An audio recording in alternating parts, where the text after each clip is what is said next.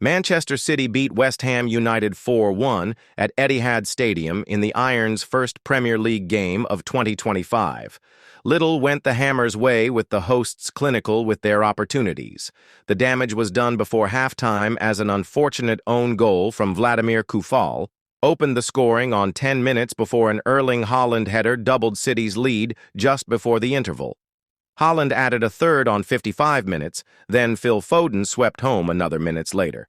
Niklas Füllkrug netted a consolation late on, but in truth, Pep Guardiola's side were deserved winners on a cold afternoon in M11. Despite a much-changed side, with 4 fresh players in the starting lineup, the Hammers started brightly, with Mohamed Kudus in particular lively in the opening exchanges.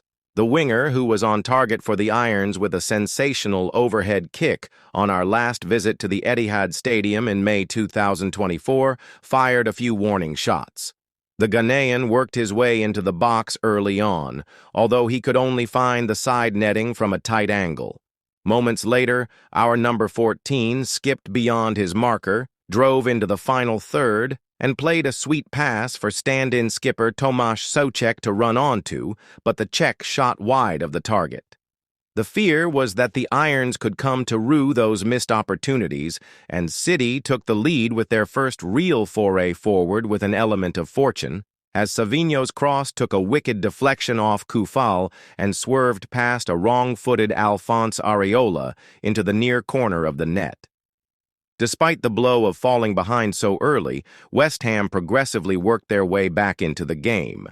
The Irons were incensed when Crescencio Somerville appeared to have pinched the ball off Manuel Akanji, leaving him one-on-one with Stefan Ortega. But referee Michael Salisbury blew for a free kick.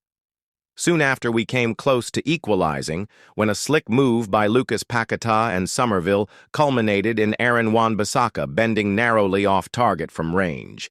Back stormed Manchester City, and only an excellent save from Alphonse Areola prevented us from going 2-0 down after 33 minutes.